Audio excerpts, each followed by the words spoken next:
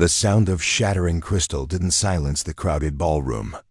The billionaire's cruel laugh did, sharp and cutting, echoing above the murmurs as Daniel Valeriza, man who owned half of Chicago's skyline, pointed a mocking finger at the trembling Waitress bent over the broken glass and sneered. "You clumsy fool," his voice dripping with venom as he gestured toward the small, terrified boy beside him, adding that she was useless and demanding. "Why don't you apologize? Go on, talk to my deaf son. Explain your incompetence to him," and the entire room held its breath, waiting for the waitress to cry, to shrink, to break, but instead she straightened, locked eyes with the tyrant, and slowly raised her hands. And what followed didn't just shut him up, it brought a billionaire to his knees. Because the moment had been building long before the glass shattered, back in the lunch rush at the Gilded Fork. A distinct circle of hell Lydia Hart knew intimately, thick with the smell of truffle oil, expensive perfume, and the metallic tang of anxiety. Where she adjusted her apron and winced as the knot dug into her lower back, 6 hours on her feet already. Her bank account sitting at a perilous $14 with rent due on her crumbling studio apartment in 3 days, leaving her no time for fatigue and no time to breathe. Especially not when Jean-Pierre, the manager, hissed as he swept past, snapping his fingers. "Table 4 needs water, move it. And don't look the customers in the eye, we have VIPs today," prompting Lydia to grab the crystal pitcher, the condensation cooling her sweaty palms as she made her way to table 4, the prime spot by the floor-to-ceiling windows overlooking the magnificent Mile, where the man seated there occupied space like a king on a throne, Daniel Valerius, whose aura screamed wealth even without the tabloids. Dressed in a charcoal suit that probably cost more than Lydia's entire college tuition would have if she'd ever finished. His sharp jaw and icy blue eyes fixed on the tablet in front of him, across from a woman who looked more like a mannequin than a human being. Gwendolyn Price, a socialite famous for charity galas and her open disdain for service staff. And between them, a boy no older than 7, small and utterly miserable, drumming his fork against the porcelain plate. Clink, clink, clink, until Daniel snapped without looking up. "Stop that," only for the boy to keep drumming harder, clink, clink, prompting Daniel to slam his hand on the table and bark. "I said stop it, Toby," causing the boy to flinch not at the words, but at the vibration of the impact, staring at his father with wide, confused eyes as Gwendolyn sighed and sipped her sparkling water, remarking that he was doing it on purpose, trying to embarrass them, that he needed discipline, not a specialized school, because he was deaf.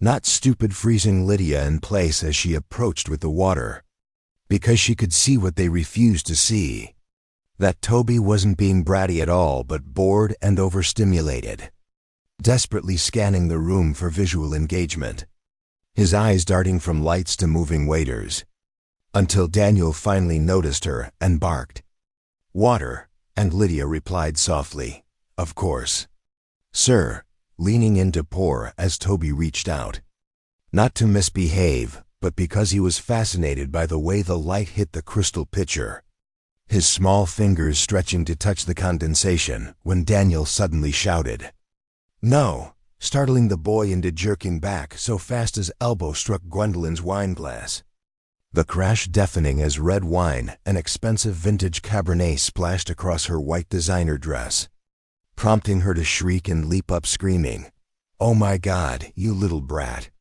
Look what you did," silencing the entire restaurant as every eye turned to table 4. Daniel's face flushing a dangerous red as he ignored his son completely and stared instead at the stain.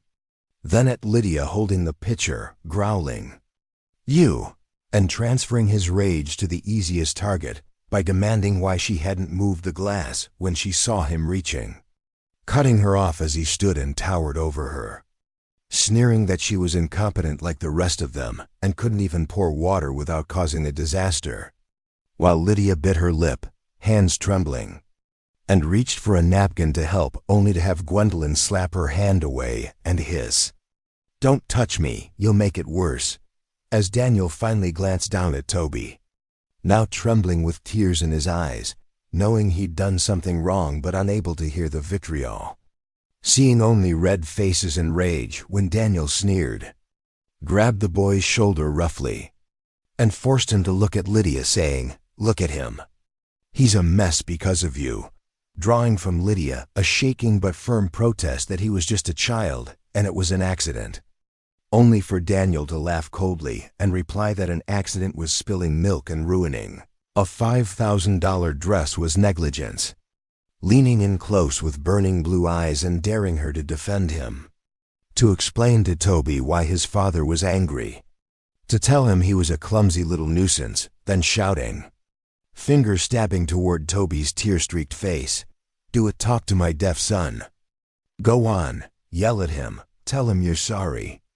Let's see if you can get through that thick skull of his." While the cruelty of the command hung in the air and whispers rippled through the other patrons, Jean-Pierre, the manager, was rushing over looking ready to fire Lydia on the spot to appease the billionaire. Daniel smirked, crossing his arms. He expected her to stammer, to cry, or to apologize to him. He expected her to be helpless. Lydia took a deep breath. She set the pitcher down on the service tray with a deliberate thud. She turned her back to Daniel. She crouched down until she was eye level with Toby. The boy flinched, expecting another scolding. Lydia didn't speak. She raised her hands. Her fingers moved with fluid, practiced grace. The movement was sharp, clear, and beautiful.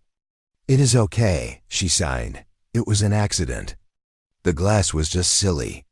Toby's eyes went wide. The tears stopped falling. He sniffed, staring at her hands. "You speak?" Toby signed back, his small fingers fumbling but readable. "Yes," Lydia signed, smiling warmly. "I speak." "Do you like dinosaurs?" Toby's face lit up like a Christmas tree. "I like T-Rex," he signed empathetically. "T-Rex is strong," Lydia signed. "You are strong too. Don't cry. The red juice is just juice." She then reached into her apron pocket, pulled out a clean white napkin, and folded it quickly into a crude shape. "Look," she signed, "a rabbit." Toby giggled. It was a sound Daniel hadn't heard in 3 years. Lydia stood up. The silence in the restaurant was now heavy. Thick with shock, she turned to face Daniel. The smirk was gone from his face. His mouth was slightly open. His arms fell to his sides. Lydia didn't yell. She didn't cause a scene. She simply raised her hands again, looking directly at the billionaire, and signed one final message before speaking it aloud for the benefit of the room. "He is not broken, sir," she said, her voice clear and ringing with dignity. "He just needs someone willing to listen." She untied her apron, dropped it on the table next to the wine stain, and walked away. Lydia didn't wait to be fired. She walked out of the back door of the Gilded Fork into the biting Chicago wind, her heart hammering against her ribs like a trapped bird. She made it 2 blocks before her legs gave out. She sat on a cold concrete bench near a bus stop and buried her face in her hands. "Stupid," she whispered to herself. "So stupid. Lydia, you needed that money." She had stood up for Toby because she couldn't help it. Her younger brother Sam had been deaf. She had raised him after their parents died. She had learned American Sign Language, ASL, before she learned algebra. She knew the look of isolation in Toby's eyes because she had seen it in Sam's every day until he passed away from pneumonia 2 years ago. But righteousness didn't pay the rent. Back at the restaurant, the atmosphere had shifted from tension to embarrassment. Daniel Valerius stood frozen, the image of the waitress's hands fluttering, graceful, communicative, alive, burned in his mind. And Toby was clutching the napkin rabbit, holding it against his chest like a treasure. "Well," Gwendolyn scoffed, breaking the silence. She dabbed at her dress with a grimace. "That was dramatic. Good riddance. She was incompetent anyway, Dom. Are you listening? I need to get this to the cleaner immediately." Daniel blinked, snapping back to reality. He really looked at her, for the first time. He saw the ugliness beneath the perfect makeup. "Take a taxi," Daniel said, his voice low. "Excuse me, take a taxi, Gwen. Go home. But what about lunch? What about Toby?"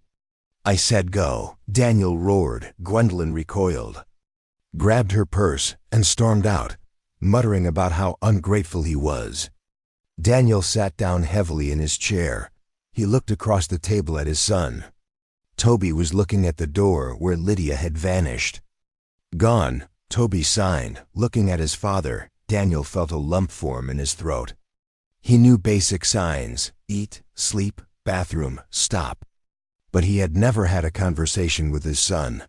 He had hired expensive tutors, speech therapists who tried to force Toby to liper, and nannies who treated Toby like a piece of luggage. He awkwardly raised his hand. "Gone." He signed, his movements stiff and clumsy. Toby looked disappointed. He pointed to the napkin rabbit. "Nice lady," Daniel nodded slowly. "Yeah," he whispered, "nice lady, Jean-Pierre." The manager waddled over, sweating profusely. "Mr. Valeries, I am so sorry. That girl Lydia. She has always been trouble. I assure you she is banned. She will never work in this city again if I have my say." Daniel looked up at the manager. His eyes were cold steel. "You fired her?" "Of course." Immediately, Jean-Pierre beamed. Expecting praise, Daniel stood up, buttoning his jacket. "You're an idiot, Jean-Pierre. Bring me her file now." Her file, sir. Her application, her address, her phone number. If you don't have it in my hand in 30 seconds, I'm buying this building and turning it into a parking lot." 3 hours later, Lydia was sitting on the floor of her apartment, staring at an eviction notice she had been ignoring for a week. The radiator clanked and hissed, offering no heat. A sharp knock on the door made her jump. It was probably the landlord come to scream at her about the rent. Lydia wiped her eyes, smoothed her hair, and opened the door, ready to beg for an extension. It wasn't the landlord. Standing in her dim, peeling hallway was a man in a black suit security detail. Behind him stood Daniel Valeries. He looked out of place in her building like a diamond in a gutter. He was still wearing the charcoal suit, but he looked tired. "Lydia Hart?" he asked. Lydia tried to close the door. "I don't have anything to say to you. I quit. Leave me alone." Daniel put a hand on the doorframe. He didn't push, but he held it firm. "I didn't come to yell," Daniel said. "May I come in?" "No," Lydia snapped. "You can't. Look, Mr. Valeries, you're rich and powerful and I'm nobody. You won today. You got me fired. Your son is safe from my incompetence. Just go." "I didn't get you fired," Daniel said, his voice surprisingly soft.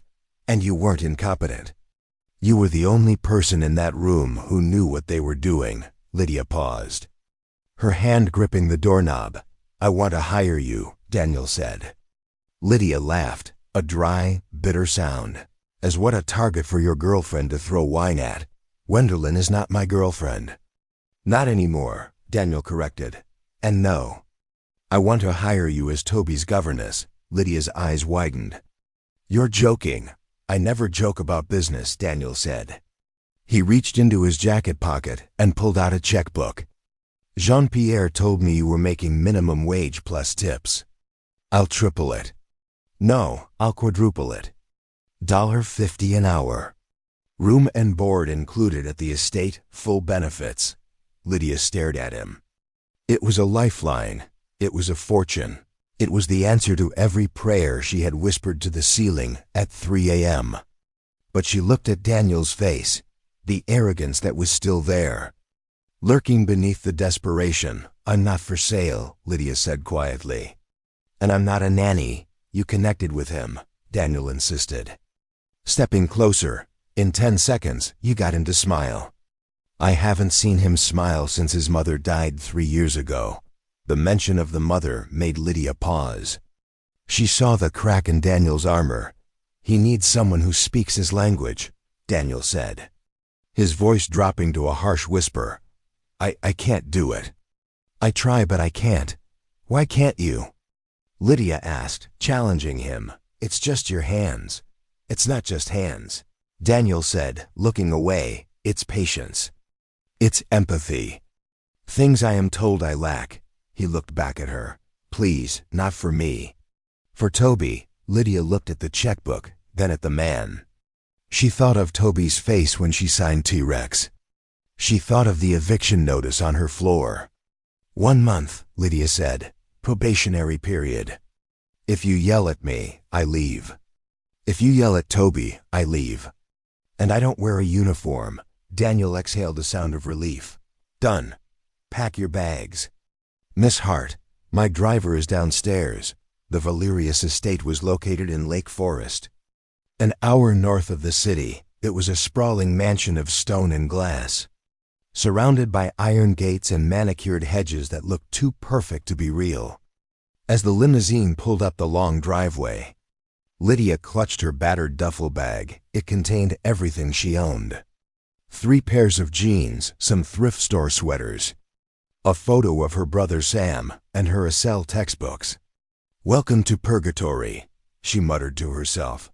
Daniel was already inside. The butler, a kind-faced elderly man named Arthur, showed her to her room. It was larger than her entire apartment. It had a view of the lake, a king-sized bed, and a private bathroom with a tub deep enough to swim in. But the house was killant. It was a tomb. There was no music. No laughter, no sound of life. Master Toby is in the playroom. The study, Arthur said. Ma Valerius prefers he spends his afternoons studying. He's 7, Lydia said, frowning. He should be playing, Arthur offered a sad, tight smile. Mr. Valerius has high standards. Lydia dropped her bag and marched to the study. She found Toby sitting at a massive mahogany desk that dwarfed him. A stark older woman, Mrs. Gable, a tutor, was speaking loudly and slowly at him. Pointing to a book, Mrs. Gable enunciated her mouth, moving in an exaggerated way that made her look ridiculous. Read the book, Toby. Toby was staring at the ceiling.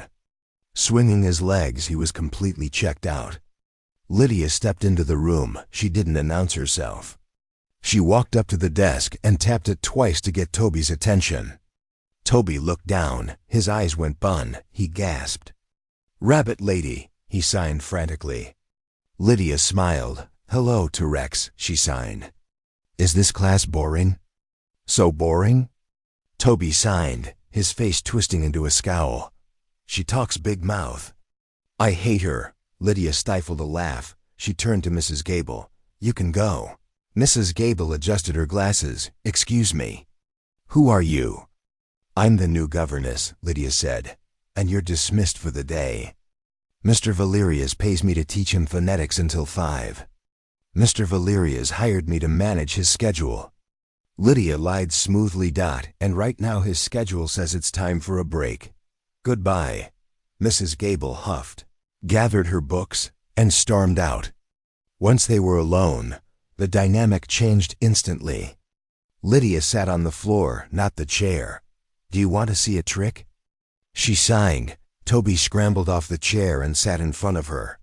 Yes, for the next 2 hours, the study became a playground. Lydia taught him signs for animals. They played hide and seek. She taught him how to feel the vibration of the floor, so he knew when someone was coming. Around 6:00 p.m. the door opened. Daniel stood there. He was still in his suit, phone in hand. He stopped dead. The room was a mess. Papers were scattered. Toby was laughing a silent, breathless laugh, while Lydia acted out being a monkey. Daniel lowered his phone. He watched them for a moment, unseen. He saw his son's face alive and expressive, communicating with Lydia in a flurry of hand signals that seemed like a secret code. A pang of jealousy hit Daniel so hard it nearly winded him. He wanted that. He wanted his son to look at him like that. He cleared his throat. Lydia froze mid-monkey. She looked up. Mr. Valerius, she said, standing up and smoothing her sweater. I didn't hear you come in. I see you've made yourself at home. Daniel said, his voice neutral. Toby ran to his father. He grabbed Daniel's hand and pulled him toward Lydia. "Dad, watch," Toby signed. He pointed to Lydia. Then made the sign for monkey. Daniel looked at Lydia. "What is he saying?" He says you look tired," Lydia lied gently. She didn't want to explain the monkey game yet. "He wants you to sit." Daniel looked at Toby. The boy was looking up at him with hope. Daniel sat on the floor. It was an awkward, stiff movement. He sat cross-legged in his Italian suit. Toby climbed into his lap. Daniel stiffened, then slowly wrapped his arms around the boy. He looked at Lydia over Toby's head. His blue eyes were softer than she had ever seen them. "Thank you," he mouthed, "but the piece was fragile, Daniel." A sharp voice called from the hallway. Lydia's stomach dropped. It was Gwendolyn. The woman clicked into the room in her heels. "Arthur said you were in here. We have the charity gala tonight. Remember, the press will be there. You need to change." Gwendolyn stopped when she saw the scene. Daniel on the floor, the brat on his lap, and the waitress. The maid standing there. What is she doing here? Gwendolyn demanded, her nose wrinkling as if she smelled garbage. Daniel stood up, lifting Toby with him. The moment of connection shattered. The cold billionaire mask slid back into place. "She works for me now," Daniel said flatly. "Lydia, take Toby to his room for dinner." "I have to go." "But he wanted to show you," Lydia started. "I said I have to go." Daniel snapped, his voice hard again. He couldn't look weak in front of Gwendolyn. He couldn't let his business partner's daughter see him playing on the floor. "Get him cleaned up. And Lydia, make sure he's asleep before I get back. I don't want any disturbances tonight." Toby's face fell. He didn't hear the words. But he saw his father pull away. He saw the mean lady Gwendolyn take his father's arm. Lydia watched them leave. She saw the look of triumph on Gwendolyn's face. This wasn't just a job. It was a war zone. And Lydia realized with a sinking heart that the hardest part wouldn't be teaching the deaf boy. It would be teaching the deaf father how to hear with his heart. The week leading up to the annual Valerius Foundation Gala was a blur of tension and unexpected quiet moments. The estate, usually a cold mausoleum, had begun to thaw. Lydia had established a routine. Mornings were for quiet school math and writing. Afternoons were for loud school, running in the gardens, sign language drills that looked more like dance battles and scavenger hunts. Daniel was often absent, buried in his tower of glass in downtown Chicago, running Valerius Industries, but in the evenings he returned earlier and earlier on Thursday. 2 days before the gala, Lydia was in the kitchen with Toby. The staff had gone home, leaving the massive stainless steel room empty. They were making cookies. Flour covered the counter. The floor and most of Toby's face. "Mix it hard," Lydia signed. Guiding Toby's hand with the wooden spoon, Toby giggled. A sound that bounced off the copper pots hanging from the ceiling. "Is this a culinary class or a disaster zone?" Lydia spun around. Daniel was leaning against the doorframe. He had discarded his suit jacket. His tie hung loose around his neck and his sleeves were rolled up, revealing forearms that hinted he didn't just sit behind a desk all day. "It's applied chemistry," Lydia retorted, wiping flour from her cheek, but only succeeding in smearing it more. "We are studying the reaction of sugar and heat." Daniel walked over. He didn't scold them about the mess. Instead, he dipped a finger into the bowl of dough and tasted it. "Needs more vanilla," he said seriously. Toby watched his father with wide eyes. He held up a spoon covered in goo. "Dad, try." Daniel hesitated. The old Daniel would have recoiled at the sticky mess. The new Daniel, the one watching Lydia Hart transform his son, leaned down and took a bite from the spoon. "Not bad," Daniel said, winking at Toby. Toby beamed. He looked at Lydia and signed. "Dad likes it." "I have a request," Daniel said. Straightening up and looking at Lydia, the playfulness vanished, replaced by a businesslike stiffness. "The Foundation Gala is Saturday night at the Palmer House, Hilton. It's the biggest event of the season. I need Toby to attend, Lydia frowned. Daniel. That's a black tie event with hundreds of people. Loud music and flashing cameras. It's a sensory nightmare for him. He'll be overwhelmed. He needs to be seen, Daniel insisted. Rumors are circulating. Investors think I'm hiding him because he's damaged. Gwendolyn's father is pressuring the board. If Toby appears happy and healthy, it secures my position. He is not a prop for your stock prices, Lydia said. Her voice rising. He is my son, Daniel countered. His voice dropping an octave, and this is my world. He needs to learn to navigate it. I want you there to manage him. You're the only one who can keep him calm. Lydia crossed her arms. I don't have a gown, and I certainly don't have a ticket. You're going as staff, Daniel said, though his eyes lingered on her face for a moment too long. But you can't look like staff. I'll have a stylist sent over tomorrow. I don't need your charity. It's not charity, Lydia. It's a uniform. You represent the Valerius family now. He turned to leave. Then paused, and Lydia, Gwendolyn will be there. She's organizing the auction. Stay out of her way. She's volatile. I can handle a socialite. Lydia muttered. Daniel looked back at her, his expression unreadable. It's not the socialite you should worry about. It's the desperation. People do dangerous things when they feel they're being replaced. The night of the gala arrived with a storm of activity. A team of stylists descended on the guest wing. Lydia was poked, prodded, and painted until she barely recognized herself in the mirror. The dress Daniel had selected was breathtaking. A floor-length gown of midnight blue velvet that hugged her curves and pulled at her feet. It was modest yet undeniably alluring. It matched the color of the sapphire pendant she wore, a loan from the stylist. When she walked down the grand staircase holding Toby's hand, the foyer went silent. Toby looked adorable in a miniature tuxedo. Though he kept tugging at the bow tie, Daniel was waiting at the bottom of the stairs. He was checking his watch, looking impatient. Then he looked up. His wrist froze. He stared at Lydia as she descended. For a moment, the billionaire tycoon vanished, replaced by a man simply struck dumb by beauty. You look, Daniel started, his voice rough. He cleared his throat. Acceptable, Lydia smirked as she reached the bottom step. You clean up nicely too, Mr. Valerius. Dad, Toby signed, waving his hand. Look at me, Penguin, Daniel chuckled. The tension breaking. Yes, Penguin, he signed back. His fingers clumsy but correct. They walked to the waiting Rolls-Royce. From the shadows of the hallway, Gwendolyn watched them leave. She wasn't dressed yet.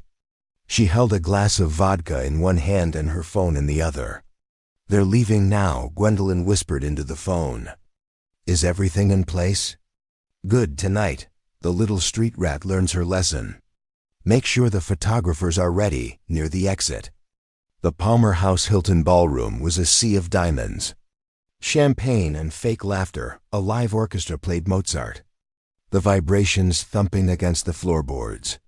Something Toby seemed to enjoy. He held Lydia's hand tightly, his eyes darting around the cavernous room.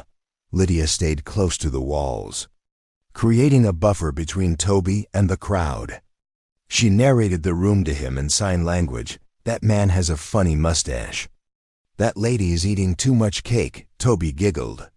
Feeling like he was part of a secret club, Daniel was instantly swallowed by a shark tank of investors and board members. He worked the room with shark-like efficiency, shaking hands and closing deals. But Lydia noticed his eyes constantly darting back to the corner where she and Toby stood. Well, if it isn't the nanny, Lydia stiffened. Gwendolyn Price materialized out of the crowd. She was wearing a dress made of silver sequins that looked like armor. She held a glass of champagne dangerously close to Lydia's velvet gown. Hello, Miss Price, Lydia said politely. You look lovely. Cut the act.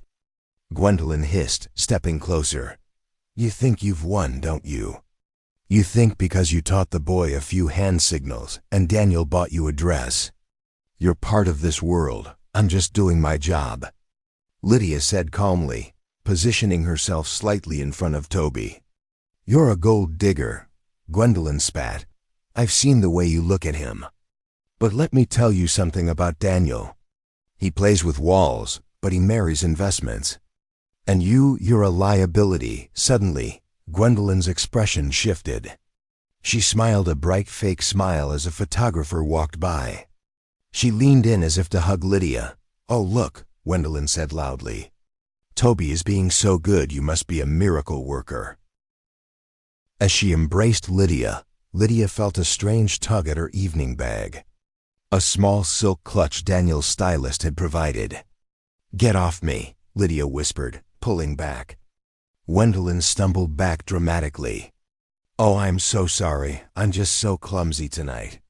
She winked at Lydia, a cold, terrifying wink, and disappeared into the crowd. Lydia checked Toby. "Are you okay?" "She smells like rubbing alcohol," Toby signed. Wrinkling his nose, Lydia laughed, but a cold shiver ran down her spine. She checked her bag. Her phone was there. Her lipstick was there. Nothing seemed missing.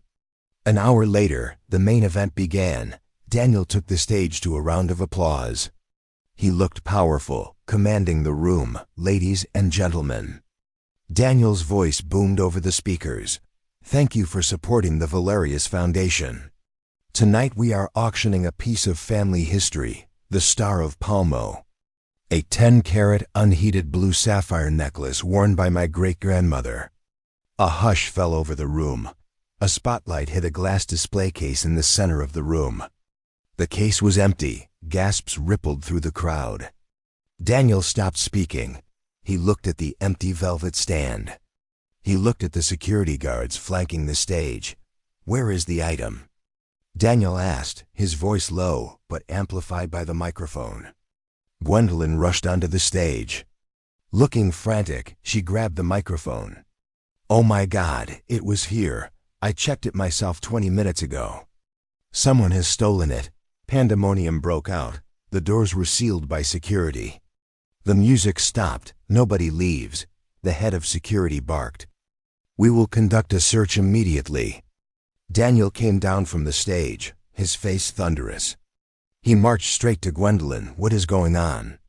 Is this a stunt?" "No," Dom cried, tears streaming down her face. "It's gone. Someone must have taken it during the mixer.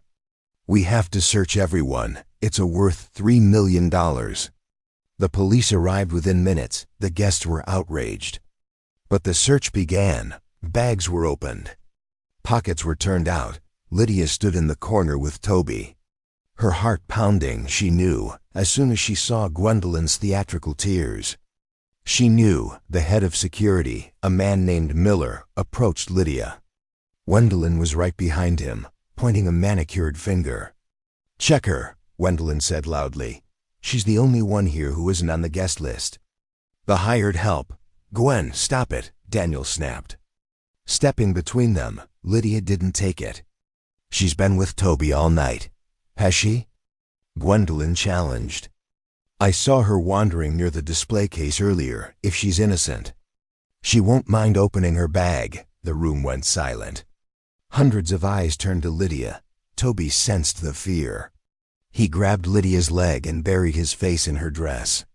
Lydia looked at Daniel. He was looking at her, his eyes pleading with her to just do it so they could move on. He trusted her. She could see it. "It's fine," Lydia said, her voice trembling slightly. "I have nothing to hide." She handed her silk clutch to Miller. Miller opened it. He reached inside. Daniel watched confident. Miller pulled out a lipstick, a pack of tissues, and then a heavy glittering chain of blue fire, the Star of Palmo. The gasp from the crowd sucked the air out of the room. Lydia stopped breathing. The world tilted on its axis. "No," she whispered. That's not mine. I didn't put that there." Daniel stared at the necklace dangling from the security guard's hand. Then he looked at Lydia. The trust in his eyes fractured. "Replaced by a wall of ice, you had it," Daniel said. His voice barely a whisper. "In your bag, Daniel." "Listen to me," Lydia pleaded. Reaching out, Gwendolyn hugged me. She must have.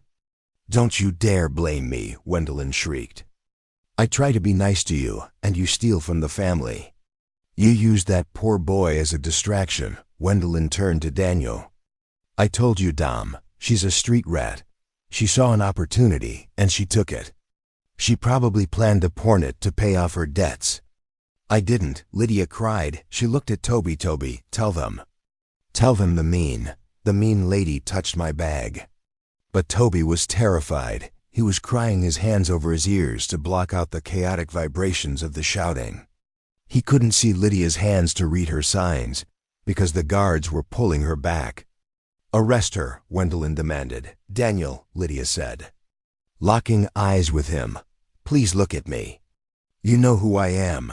Daniel looked at her. He looked at the necklace. He remembered the eviction notice Zhang Pierre had told him about. He remembered her desperation.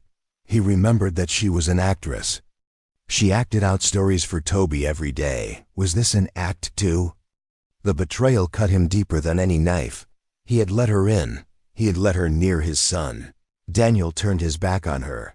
Get her out of here, Daniel said coldly to the police. And give me my son. No! Lydia screamed as the officer grabbed her wrists. Daniel, it's a setup. Toby saw it, but Daniel didn't turn around. He scooped up a sobbing Toby and walked away, leaving Lydia to be handcuffed in her velvet gown under the blinding flashes of the paparazzi cameras. As they dragged her out, Lydia saw Gwendolyn standing by the pillar. The socialite wasn't crying anymore. She was smiling, sipping her champagne. The holding cell at the 1st District Station smelled of bleach and despair. Lydia sat on the thin metal cot, shivering in her ruined velvet gown. The police had taken her jewelry, her shoes, and her dignity. She didn't cry for herself. She had been poor before. She knew how to survive cold and hunger. She cried for Torby. She kept replaying the look on his face, the sheer terror as the police dragged her away. He had lost his mother, and now, because of a lie, he had lost the only person who understood his voice. You have a visitor, the guard grunted, banging his bat on the bars. Lydia looked up, hope flaring in her chest. Daniel, public defender, the guard sneered, unlocking the gate. A tired-looking man in a rumpled suit walked in. He sat down and opened a file. Ms. Hart, it doesn't look good. The necklace was found on your person. Witness testimony from Gwendolyn Price places you near the display. Mr. Valerius is pressing charges to the fullest extent. He thinks I did it, Lydia whispered, her voice cracking. The evidence is overwhelming, the lawyer sighed. They're offering a plea deal, 5 years, if you go to trial. They'll aim for 10, Lydia closed her eyes. 5 years, her life was over. Meanwhile, the Valerius estate was shrouded in a silence deeper and darker than ever before. Daniel sat in his study, a glass of amber whiskey untouched on the desk. The house felt empty, even though it was full of servants. The door creaked open. Gwendolyn entered. She was wearing a silk robe, holding a glass of wine, looking every end to the mistress of the manor. You should come to bed, Dom, she purred, walking over to massage his shoulders. It's been a long night. But at least the trash has been taken out. Daniel flinched at her touch. She was good with him, Gwen. I can't reconcile the woman who stole that necklace with the woman who taught him to laugh. Criminals are good actors, darling, said smoothly. She played you.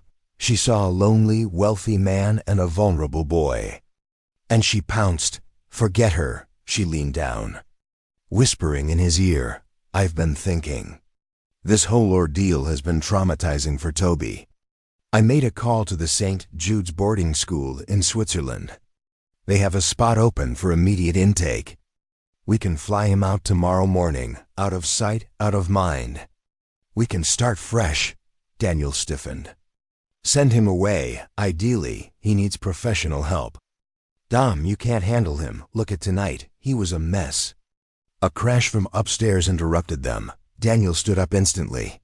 That came from Toby's room. Let the nanny handle it. Oh wait, we don't have one. Gwendolyn rolled her eyes. "I'll call Arthur." "No," Daniel said, pushing past her. "I'll go." Daniel ran up the stairs when he opened Toby's door. He found chaos. The room was destroyed. Books were pulled off shelves. Toys were smashed. The bed sheets were ripped off. Toby stood in the center of the room. Panting, he was holding Daniel's iPad, which he had stolen from the study earlier. "Toby!" Daniel shouted, then remembered.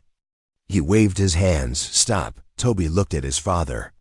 His eyes were red and swollen. He didn't stop. He ran to Daniel, shoving the iPad into his hands. "Look." Toby signed his fingers, moving so fast they were a blur. "Look, mean lady thief." Daniel looked at the screen. Toby had opened the photo gallery. He had been scrolling through the automatic cloud uploads from the event photographer, which synced to Daniel's account. There were hundreds of photos. Toby had paused on one specific image. It was a high-resolution shot of Gwendolyn hugging Lydia. It was meant to be a candid social shot. But Toby had zoomed in. Daniel squinted at the screen.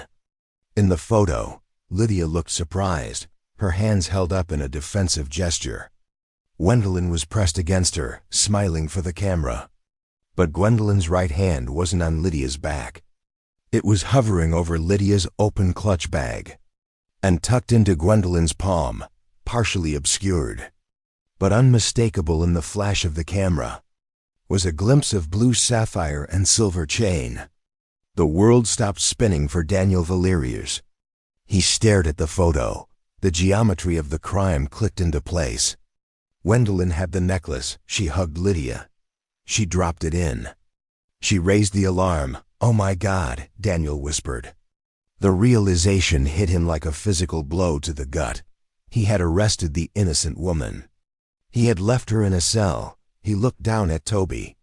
The boy was trembling, tears streaming down his face, waiting to see if his father would finally believe him. Daniel dropped to his knees. He pulled Toby into his chest, burying his face in the boy's small shoulder. "I'm sorry." Daniel choked out, tears burning his eyes. "I'm so sorry." He stood up, his face transforming.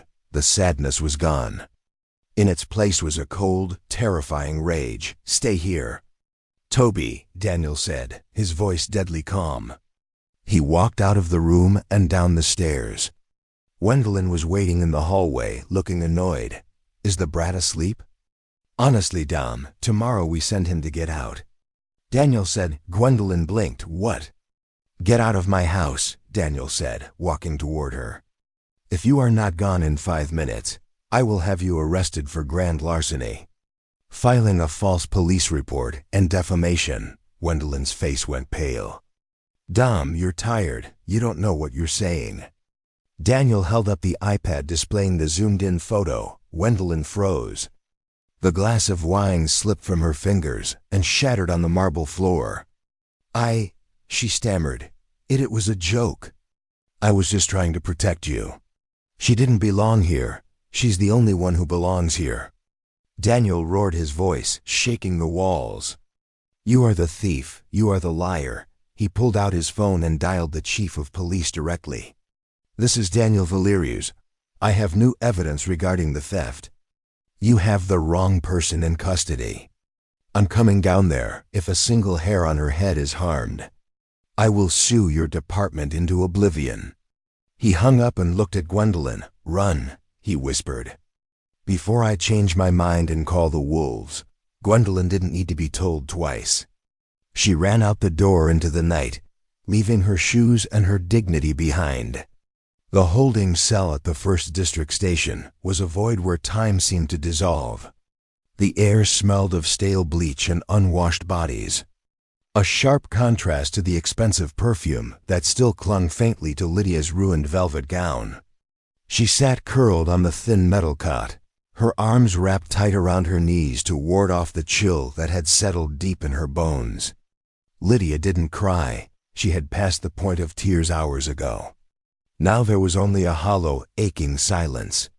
She kept replaying the scene in her mind, the flash of cameras, the cold steel of the handcuffs, and worst of all, the look of betrayal in Daniel's eyes. She had lost more than her freedom tonight. She had lost the little boy, who had finally learned to sit. Heart. "You're being released," the guard's voice barked. Shattering the silence, Lydia flinched, looking up slowly. Her legs felt heavy and stiff as she stood. "What? You heard me?" The guard grunted, unlocking the heavy iron door with a clang that echoed through the corridor. Charges dropped. Someone upstairs was screaming so loud the captain nearly wet himself. "Come on, move it." Lydia walked out into the fluorescent-lit hallway, shielding her eyes against the harsh glare. Her head was spinning, her body exhausted. She expected to walk out into the night alone, to find a way back to her empty apartment and pick up the pieces of her shattered life. But at the end of the hall, standing near the front desk, was Daniel Valerius. He was still wearing his tuxedo from the gala, but the impeccable billionaire she knew was gone. In his place stood a man who looked like he had walked through fire. His tie was missing. His crisp white shirt was unbuttoned at the collar and stained with what looked like wine. And his usually perfectly styled hair was wild. As if he had been tearing at it with his own hands, he looked wrecked. He looked human. When he saw her, he didn't wait. He crossed the distance between them in 3 long, desperate strides. Lydia took a step back. Her heart hammering against her ribs, she flinched, half expecting him to yell, to accuse her again, to tell her this was some cruel trick. Daniel stopped inches from her. His blue eyes, usually so cold and guarded, were red-rimmed and swimming with raw emotion.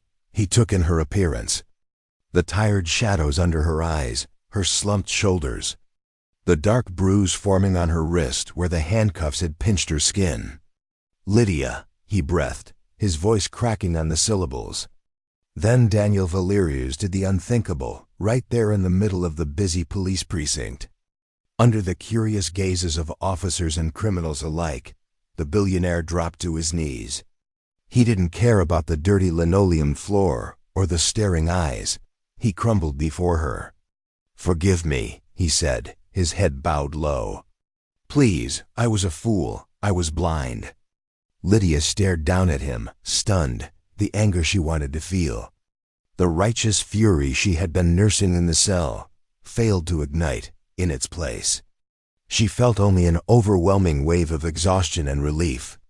"You left me," she whispered, the words trembling in the air between them. "You walked away." "I know," Daniel said, looking up at her. His face was a map of regret. "I don't deserve you. I don't deserve your forgiveness. But Toby needs you. I need you." He reached into his pocket with a shaking hand and pulled out a crumpled piece of paper. It was a print out of the photo Toby had found on the iPad. "He saved you," Daniel said, his voice thick with emotion. "He fought for you when I was too weak to see the truth. He showed me this." Lydia took the paper. Her eyes scanned the image, the undeniable proof of Gwendolyn's hand hovering over her bag, the glint of the sapphire, the setup caught in high definition. She saw the vindication she had prayed for delivered by the boy she loved. "He saw everything," Lydia murmured, tears finally spilling over her lashes. "My brave T-Rex." She looked back at Daniel. He was still kneeling, waiting for her judgment. "Get up." "Daniel," she said softly, "you're ruining your suit." Daniel stood up slowly, searching her face for a sign of hope. "Come home, please. I'll make it right. Double the salary, triple it, anything you want. Just don't leave us." Lydia shook her head slowly. "I don't want your money." "Daniel, I never did." Daniel's face fell, the light leaving his eyes. He thought she was saying goodbye. "I want respect," Lydia said, her voice gaining strength. "I want you to learn ASL properly, no more excuses. I want you to talk to your son every single day. I want you to stop treating him like he's broken and start treating him like he's your child." Daniel nodded vigorously, relief flooding his features. "Yes, I promise. On my life, I swear it." And Lydia added a small, tired smile, finally touching her lips. "I want a cheeseburger." The food in here is terrible, Daniel let out a laugh. A sound of pure, unadulterated relief that seemed to cleanse the tension from the air. He reached out and tentatively took her hand, and when she didn't pull away, he squeezed it as if it were the only anchor keeping him tethered to the earth. "I'll buy you 1,000 cheeseburgers," he promised. "Let's go home." 6 months later, the garden of the Valerius estate was in full bloom. A riot of roses and hydrangeas under the warm summer sun. But for the first time in years, the grounds weren't silent, they were alive with noise. It was Toby's 8th birthday, and the party was in full swing. Children were running everywhere, kids from Toby's new school for the deaf mixed with kids from the neighborhood. There was a bouncy castle shaped like a giant green dinosaur.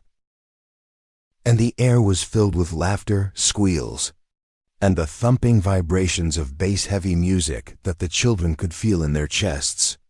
Lydia sat on a picnic blanket near the rose bushes, watching the beautiful chaos. She wasn't wearing a maid's uniform or a stiff governess's outfit. She wore a simple, elegant sundress that caught the breeze. She wasn't the help anymore. She was the heart of the home. Daniel walked over across the grass carrying 2 plates of cake. He looked different, lighter, younger. The perpetual frown that used to etch his forehead was gone. He sat down beside her, pressing a soft kiss to her temple. "He's happy," Daniel said, watching Toby furiously signing a joke to a little girl with pigtails who dissolved into giggles. "He was always happy," Lydia corrected gently, accepting the cake. "He just needed an audience." Daniel watched his son for a moment, pride swelling in his chest. Then he put his plate down and turned to Lydia. His expression turned serious. His blue eyes locking onto hers, he raised his hands. His movements slow but deliberate and fluid. He had practiced this every night in the mirror for weeks. Determined to get every nuance right. "You saved us," Daniel signed. Lydia's eyes filled with sudden tears. She set her cake down, her heart swelling. "We saved each other," she signed back. Daniel smiled, a genuine, warm smile that reached his eyes. He reached into his pocket. This time it wasn't a checkbook or a business contract. It was a small black velvet box. He opened it. Inside sat a simple, elegant diamond solitaire, clear and bright as water. It wasn't ostentatious like the Star of Palmo. It was pure. "Marry me," Daniel said aloud. His voice husky. Simultaneously his hands moved to form the signs, bridging the 2 worlds they had built together. "Marry me." Lydia looked at the man who had once mocked her for talking to his deaf son. She looked at the father who had learned to listen with his heart, not just his ears. "Yes," she whispered. Her voice trembling, she raised her hands to echo him. "Yes." Across the lawn, Toby saw them. He stopped playing mid-jump. He saw the ring. He saw the kiss. He pumped his fist in the air, jumping up and down with uncontainable joy. He turned to his friends, waving his arms to get their attention. She said yes, Toby signed, screaming the words with his hands. His face beaming like the sun, and for the first time in the history of the Valerius estate. The silence wasn't empty. It was full of love. What a roller coaster. From being humiliated in a restaurant to being framed for $1 million theft. Lydia proved that true strength isn't about money. It's about the courage to speak for those who can't. Daniel learned the hard way that his son wasn't broken, but his own heart was. If this story touched your heart, please like the video and share it with a friend who needs a little hope today. And don't forget to subscribe and hit that notification bell. I have so many more incredible stories coming your way, and you won't want to miss what happens next. Thanks for listening.